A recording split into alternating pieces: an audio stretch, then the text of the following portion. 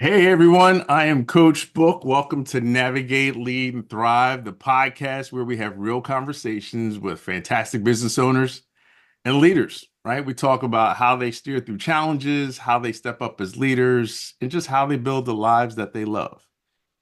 So today's guest and I go way back. We have had numerous conversations about life and leadership and business ownership and thought it would be good to allow you to have visibility to one of those conversations. So today's guest is Shaon Berry, CEO of Metro Esports and Entertainment Group. Welcome, Shaon. Thank you for being on the show.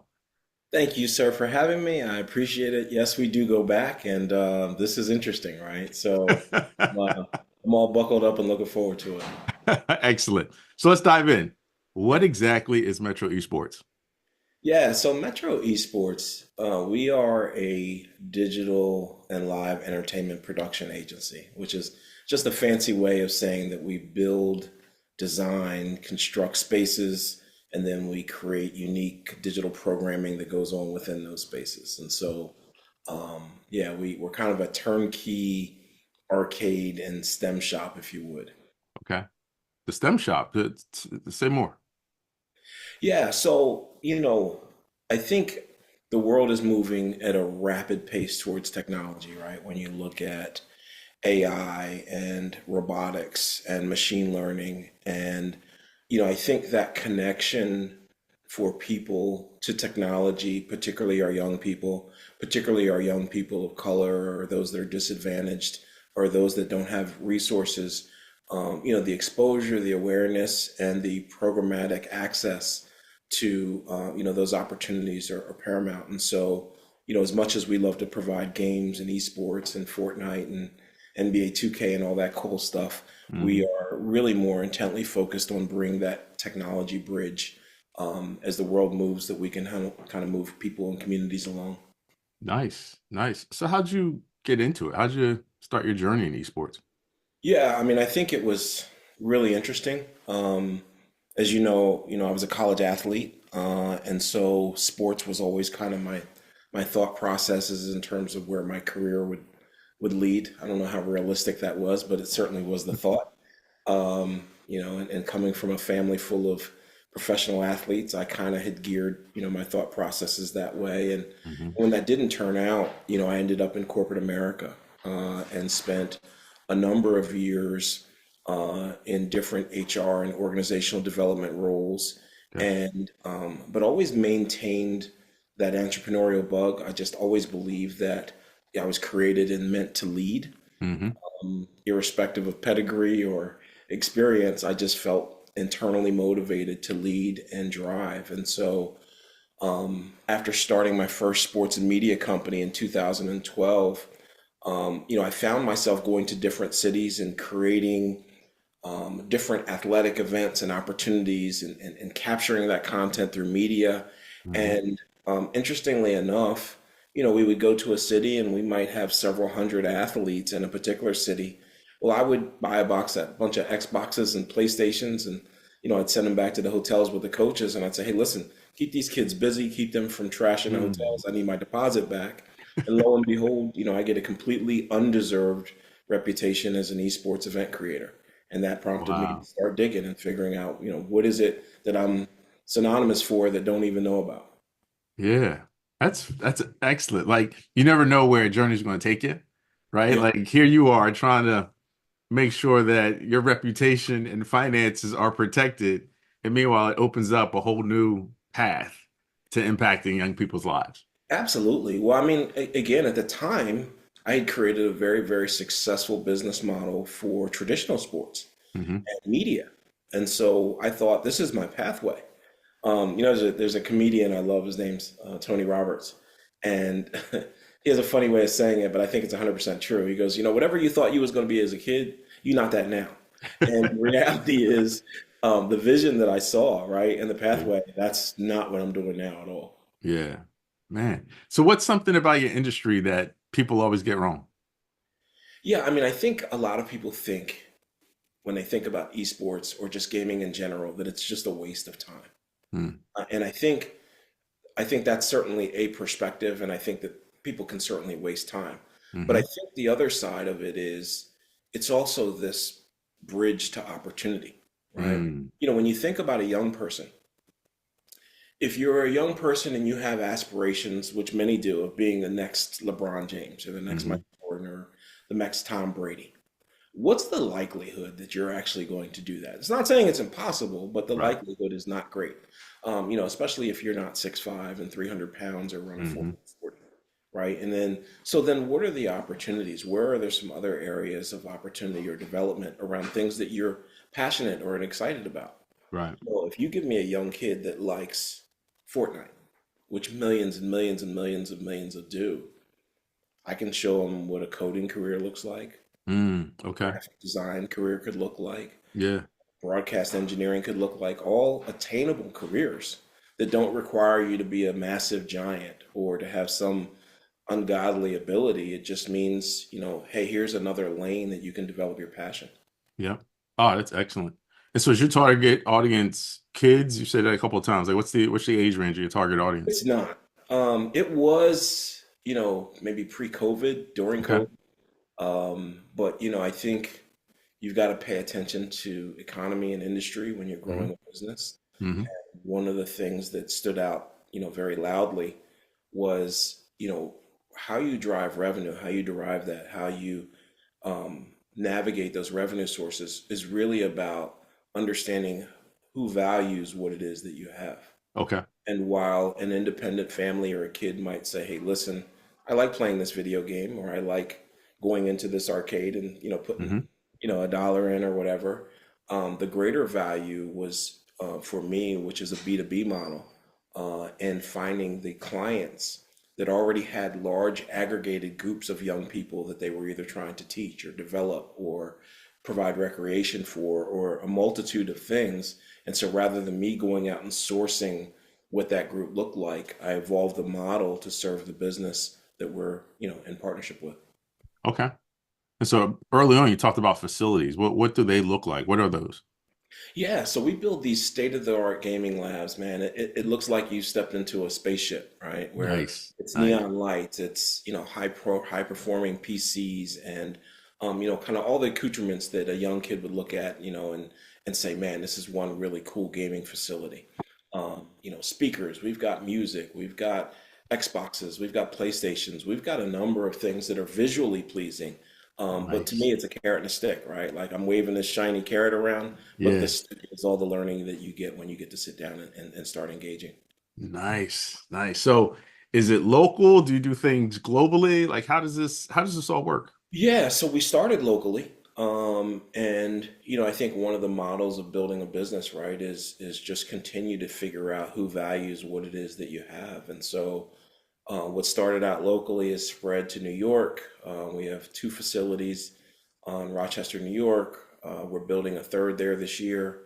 Nice. We're now currently building in Montgomery, Alabama, potentially Huntsville, and then we're looking at Indianapolis. So, the Nice. model as it's now developed, we're finding out where those places are that need it most, and Okay. just being lean and flexible and moving towards those spaces. Okay. Nice. Now, is it just, tournaments? Like, is that just within those spaces? Do you do that nationwide? Like, how does that work? Yeah, so tournaments is just one aspect of gaming. We Okay. do summer camps, we do Nice. after school programs, Yeah. we have STEM enrichment camps. We're starting a drone program this year. So there's a multitude of different programs that are accessible. When you think about Nice. our scholastic partners, we partner with two of the larger school districts in the area, in the Philadelphia metropolitan area. And so for them, we provide a scholastic league that's just like, you know, Nice. high school basketball or high school football. This is a high school esports league, and Yeah. varsity letters and jackets, and get to do everything that a traditional athlete would do. And that's part of what we try to do is create the same experience for those that are more technologically inclined, as Okay. opposed to more sports focused. Man, that's awesome. Right. So, just talking now, right? So you've got the esports piece, you've got the media entertainment piece, you've got the STEM curriculum and enrichment piece. Like, what's been the biggest aha in your journey as you've gotten all these different pillars and maybe more? Like, but what's been your biggest learning? Well, I think the biggest learning for me is not relying on what I value, Okay. right? It's, as we talked about before, I went into this thinking if I do it this way and offer it this way and package it this way and price it this way, that it's going to be successful or Mm-hmm. profitable or in a growth mode. Mm-hmm. And the reality was that um, the aha moment was really twofold. One was the way that you're servicing this is not what's most, or the way that you're offering the service is not what's most valuable. You need to adjust the service model to that value. And then the other, aha moment for me was make sure that the pathways and the avenues align with what you really believe your purpose and your mission is. Okay. Because every time it doesn't work, it's the only thing that you have to fall back on, Yeah. right? And so I don't have any problem with making mistakes or things not going according to plan or deals falling through, Mm-hmm. as long as they're aligned to the mission I started with in the first place. It's when Yeah. you try to do things that are outside of your pathway or outside of what your original purpose was, I think that can steer you off in some bad directions. Yeah. It's almost like having a moral compass for your business, right? Yeah, yeah, Being very much so. that centers you to make sure that, you're staying true to yourself, regardless of what you're trying to do. Yeah, I mean, I think early on, right? I Even when I found out that this was a strong industry and there was growth and opportunity to it, I remember speaking to a consultant one day, Okay. and I mean, it's really simple. He's like, "So, what's your why?" Mm-hmm. And I was like, well, "What do you mean? What's my why?" Like, he goes, "Well, why are you doing this?" And I Mm-hmm. thought it was at the time the stupidest question. Like, I'm doing this because I'm trying to make money and make a Right. business, right? Which is to Right. me seems like a simple answer. And he was really he really annoyed me because he was like, "You don't even have a why. Like you don't have." Mm. And what he was referring to wasn't like, obviously there are benefits to being part of a business, but it was like, what's the thing that you think that you're doing, Right. right? And how Yeah. do you articulate that to the people that that are even somewhat interested in what you have to say? Interesting. It makes you do a bit of self-reflection, Yeah. right? Oh, for And sure. and recognize that it's really trying to get to your purpose in this. Yeah, oh, I beat myself up for 3 days. Why don't you have a why? Like, are you so shallow that you can't have a why? No, I was like, oh, this is my why. Okay, here are the things that are driving me to do this. Here are the things that I think are impactful or important, Right. and those kinds of things. So yeah, I mean, the journey has really been an education for me along the way, and in making those business adjustments as you go along. Okay. No, that's good. Now it's obvious technology is all throughout your offerings, all throughout your business. We just saw that there's government has made a significant investment in AI, right? I mean, it's if you don't know AI, then you're being left behind, regardless of industry. So, how do you feel like AI is going to impact your business, considering the technology underpinning of your business? Yeah, I tell you what's amazing to me, and I mean this as truthfully as one person can say it. I had an executive coach named Booker Ferrier who said, "Hey, you should look into ChatGPT and Gemini." And I started to look at it very peripherally, like, "Hey, here's a question, here's an answer." I now find myself having full-blown business conversations, um, and the impact is tremendous. What's happened in the way that AI has benefited me is the ability to better articulate the whys, why it's important for them to partner with me, what it Mm, is about my service or my programming that's beneficial, to them, and how hmm can I more succinctly define the engagement, um, and what those opportunities could look like. How do I value? hmm Questions I used to ask myself or pay consultants for, or hmm just kind of, I don't know, you know, throw the grass up in the air and hope the wind would blow the right direction. Yeah. I feel like now I get much more concrete um, counsel, advice, Yeah.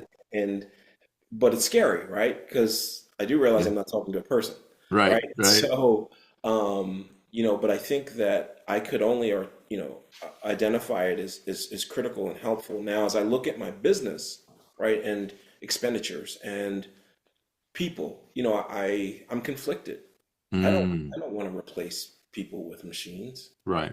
I don't want to be a part of Skynet from Terminator, right? Like I don't want to be a part of Yeah. the problem, right? But eventually the world gets taken over, but Right. at the same time, I want to build a business that's profitable, Yeah. right? Yeah. Successful. And so trying to figure out um, where the human element is critical and important and can't be replaced, and where the AI element can supplement cost or improve Yeah. performance, that's kind of an everyday thing. Yeah. No, that's a good point, right? The first part, AI is a tool of collaboration, right? It's not the answer, it's an input, Yeah, right?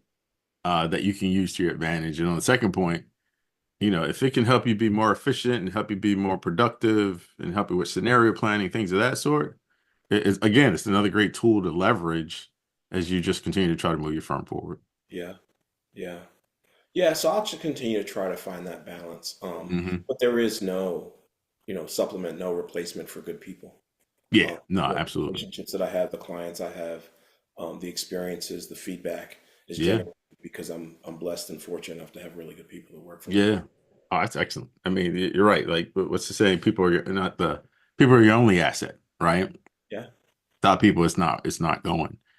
And so considering, where you are, where you come from with this, where you are today, what are the aspirations that you have for your firm? Yeah, one of the other things that I'm learning, and I'm trying to develop myself personally as well as develop the firm at the same time. Like, I don't want to be the reason why we're not more successful. Right. And as I, you know, learn more and develop myself more and read more, and try to develop myself even spiritually, what I realize is what maximum performance or peak performance looks like, or peak scale looks like. I really have no idea, and I probably would do better not to try to put God in a box of what I think, Mm, because the opportunities can be so much bigger. Uh, yeah. I had I had a conversation this past week about additional facilities in and throughout Africa, and because our model is a almost like a plug and play kind of a Starbucks model, Yeah. there are brands and organizations that it's a fit and a need for. And while I don't know that to be, something that's on the 2025 horizon, what I do know is in 2024, I never thought about that. Yeah. And so we'll continue to build and scale here domestically, Yep. particularly as word of mouth and referrals and kind of natural relationships build that growth. Yeah. But as far as what the upside looks like beyond, traditional planning, I'm up for all of it. Yeah. No, that's good. And you don't know this. One of my themes for this year, for 2025, is think bigger. Yeah. You just don't know, right? Now, with that, I don't know what challenges are going to come along the way. So, as you think about, you're not putting God in a box, and you're just thinking, hey, anything, you're open for just about anything, right? Yeah. How do you think about the challenges you might face in that, right? And how are you equipped to sort of face them head on and overcome them? Yeah. I think my prayers are changing. Um, my prayers now are more like, all right, God, equip me to handle what's bigger rather than, Yeah. you know, make this circumstance bigger, right? And so Yeah. I'm sure that there's going to be more challenges, more stresses, more difficulties, and that kind of thing. But I find that I am less anxious and less fearful about Okay. that, and more confident in my ability, because where we are now isn't where I thought it was going to be, That's right? fair. That's And fair. so, if you'd have told me on the first day that it would be at the size that it is now, the scale that it is now, and with the clients that we're facing, I probably would have been afraid of that. Mm, that's something, right? You need to see what you need to see when you need to see it, Yeah, yeah. right? But you So just keep moving. Just yeah, just keep moving forward. yeah. So it's definitely a faith barometer. Like, I don't know what the next day looks like. I think that's part of what drives me. I Yeah. love um, the unusualness of a day going, 2 days going the same. Yeah. And what it almost creates an excitement for tomorrow. I don't know Yeah. what conversation I'm going to have.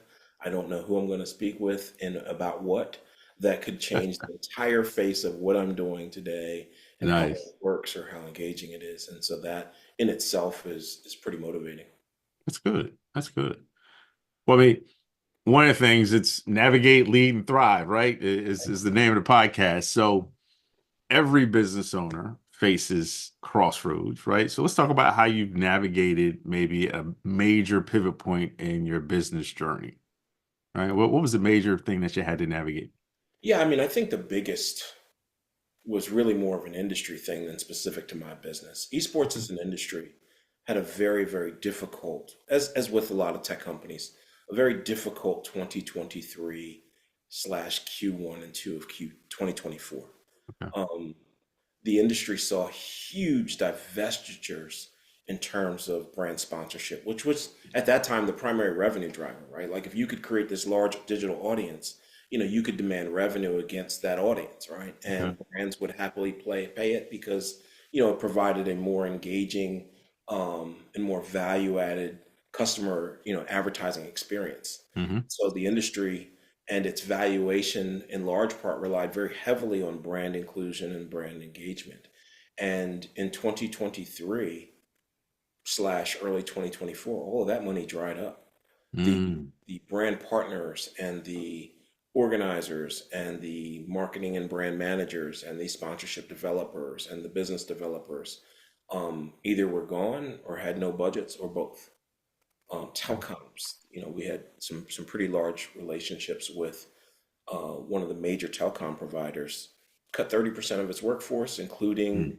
the four people that I had been working with on projects the last Wow. 2 years, Okay. right? And Yeah. so, you wake up and you go, okay, well, what are you going to do? And, the thing about entrepreneurship, particularly if, you're caring for a family or leading a business that has, multiple employees, nobody is interested in the why it happened. The Mm. alibi means nothing. Mm. The only thing that people want is, okay, so what did you do about it?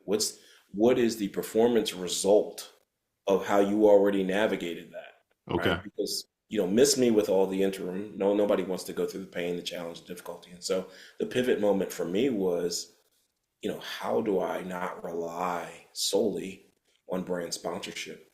And what does the business have to do to stabilize itself and to create, predictable, revenue sources in order to be able to grow? And so that represented kind of the evolution from B2C to B2B to Okay. software as a service and everything in between. Okay. So, I mean, going through that, obviously some lessons learned, but would you do anything differently? Or how have you taken those lessons to apply going forward? Oh my God, yes. Yeah. I wouldn't wait and hope. Mm. You know what I mean? Yeah.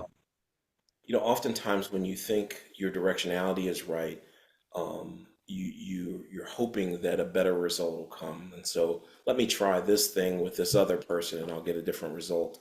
Let me Right. try this thing. And I think it's comfort, right? Hmm. This is an area, this is what I'm used to doing, or this is the way that I'm used to doing it. And what happens is the longer you wait, um, the more put yourself and your business at risk. And there was nothing the entire time that said you couldn't do them in parallel, Okay. Yeah. right? Yeah. So it's not about stopping what you're doing. It's if there is a ancillary strategy that needs to be evoked, then do it in parallel and do it right away Okay. because you need to know sooner rather than later that what you're doing is not going to work. Right. Yeah. But what's the old adage, right? A manager does things right, a leader does the right things, Yeah, right? And so, you are exemplifying that in terms of the pivot you had to make. But leadership's not just about leading others, it's about leading yourself first, right? yeah. So how have you grown as a leader through all this? I'm believe it or not, I'm much more forgiving of myself. Okay. Because I make a lot of mistakes. I mean, Hmm. you can rack them up. I've got one of the guys that works for me. He's just super smart, and he has a great memory and he can remember all the mistakes that I've made.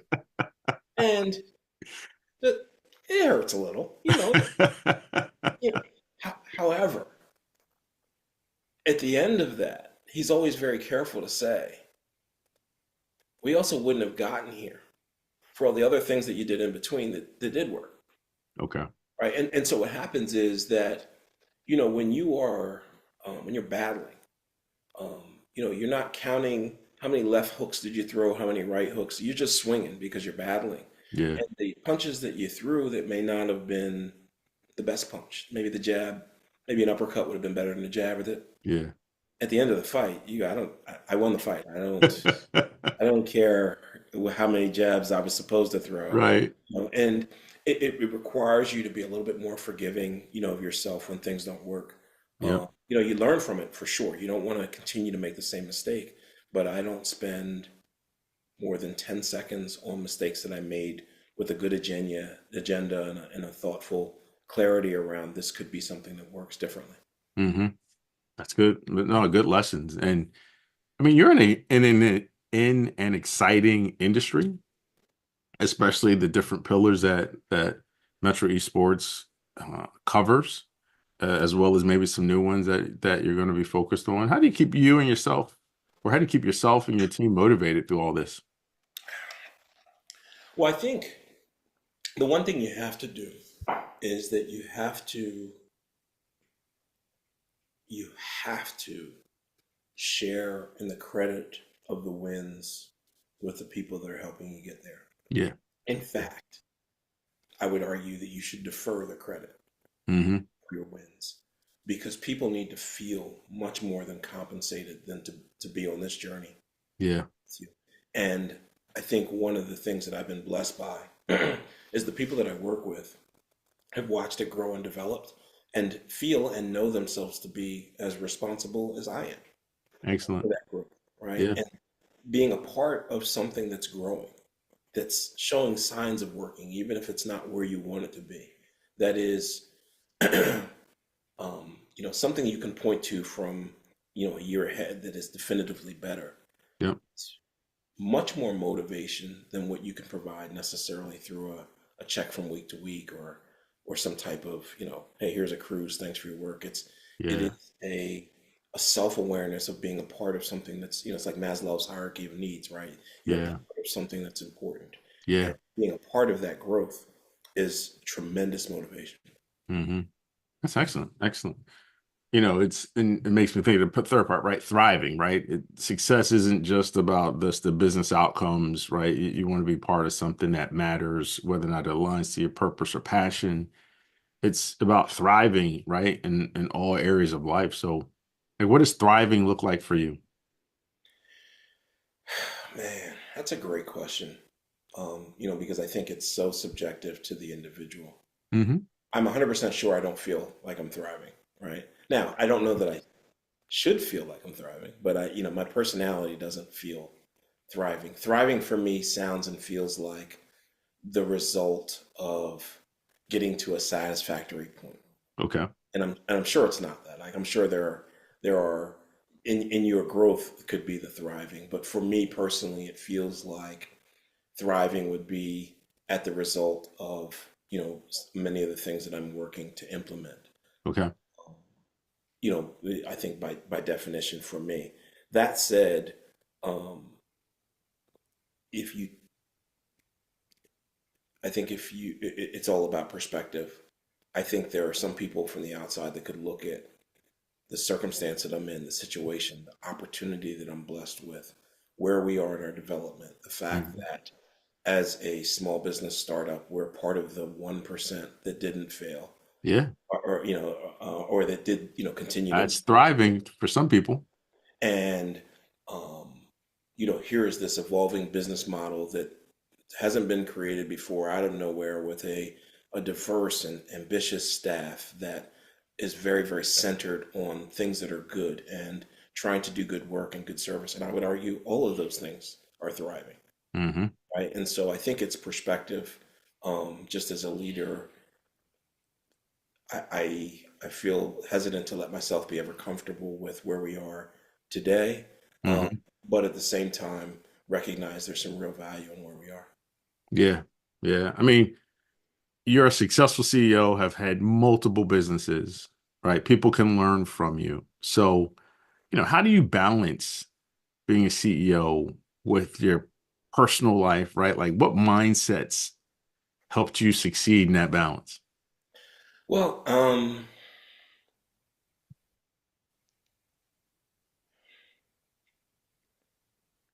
that's a great question because there's so many things that come to mind. I keep driving it back. When you feel like you're purposed to do something, Hmm. it feels like a natural part of the balance of what your life is. Um, I went to this is 20 years ago. I went to this men's ministry meeting when we were all living in Maryland. And there was a speaker at the church that week. It was a guest speaker, and he was teaching the men's ministry. And his name was Walter Scott Thomas. Yeah. And, he's a very well known pastor. And he did it. I can't even remember what he talked about that day, to be honest with you. I think it was, something about Peter and walking on water or whatever. But the indelible impressions that was left on me was afterwards, as I was going up to shake his hand and say, "Hey, great job! Really enjoyed, your speech, your conversation." I stuck out my hand just like everybody else in line, Hmm. and he grabbed my hand and he held it, and he held it so much that it made me uncomfortable. Like you shake hands, you break, and hey, Yeah. good job, and you move on. And he said, "What's your name?" And I said, "My name's Shaon." And I me, leave me alone. So I tried to push, away and kind of be on about my way. And he held me and he said, "Stop." He said, "What's your full name?" And I said, "My name's Shaon Berry." And I, I said, "Why?" He goes, "I want to know your whole name." And he says, "I want to know your whole name because you're going to do something memorable. And I feel like there's going to be another time that I see you and I want to remember what your whole name was." Wow. That was the only interaction I ever had. Never saw him again in live or in person, Yep. but it never left me. And so you asked about balance.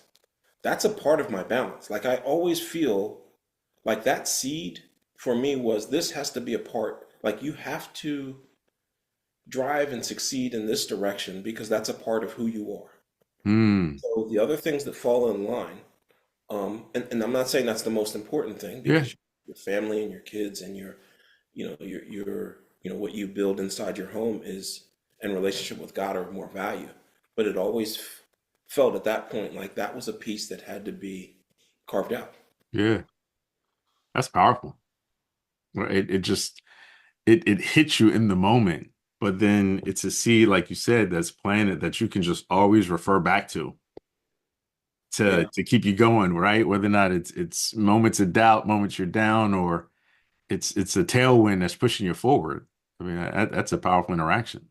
But I have to tell you, and this is why I'm, and no shameless plug here. This is why I'm such a supporter of what you're doing with coaching by the book.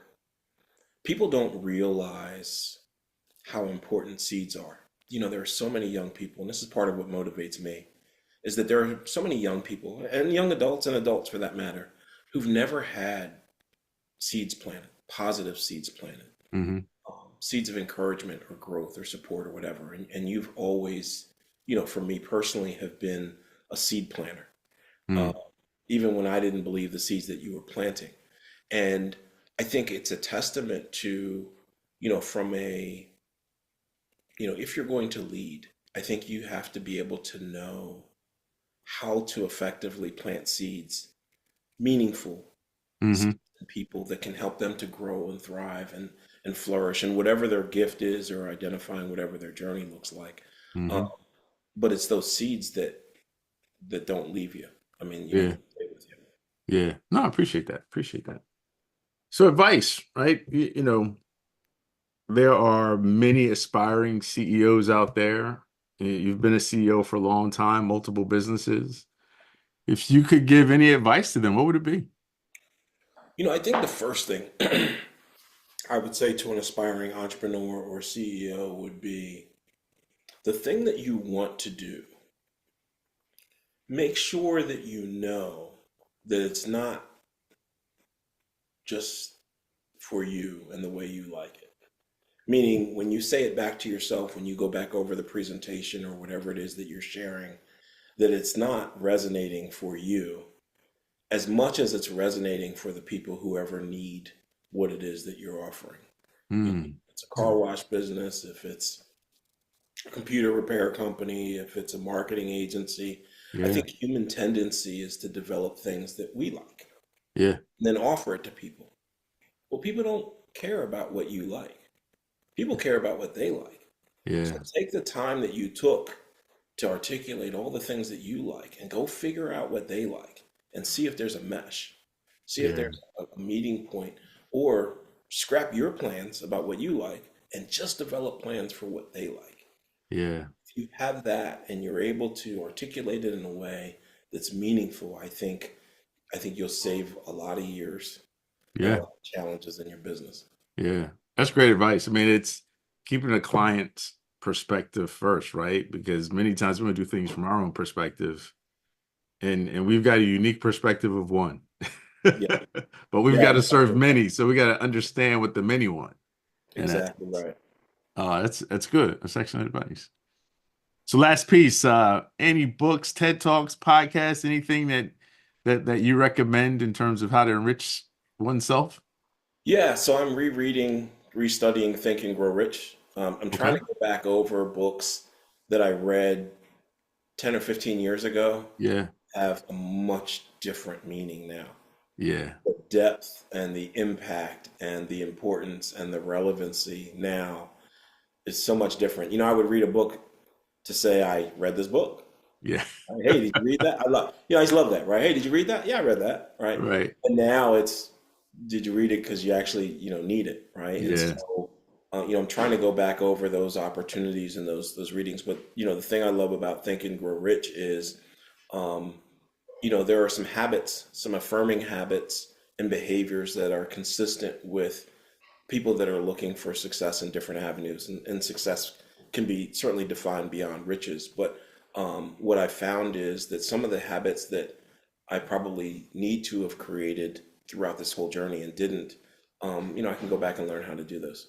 Nice. Nice. That's a good recommendation. So how can people get in contact with you if they're interested in the STEM education and curriculum, if they're interested in visiting or setting up a game lounge, how can folks get in contact with you? Yeah. So again, I'm a huge proponent of LinkedIn. I loved it. So if you go to ShaonBerry on LinkedIn or Metro Sports and Entertainment Group, you Yes. certainly can find me on LinkedIn. I try to respond to messages that way, and it's a great way to vet, I think, what people are doing and how it might have relevancy. Okay. Beyond that, as a company, we are metrodigitalgroup.com, Okay. and you can find us anywhere that um, organizers, administrators, local government are looking to try to find ways for safe space recreation, STEM education, tech Yeah. learning and certification, all of those things that help, bridge and connect technology with our young people. Excellent. Excellent. Well, you heard, and we'll have your information somewhere around here, underneath, below, something. We'll have it on here. So, Shaon, hey, definitely appreciated you taking the time to share with everyone your business, your journey, what you're focused on, and just thank you for being a guest on Navigate, Lead, and Thrive. Well, I appreciate being a guest, but I would be remiss if I didn't very honestly say that without you, my business wouldn't be near where it is today. And that is as 100% honest as I can be. Yeah, I appreciate that. I appreciate the kind words. I thank you for that. All right. All right, everyone. Well, We'll see sir. you next time. All Take right. care.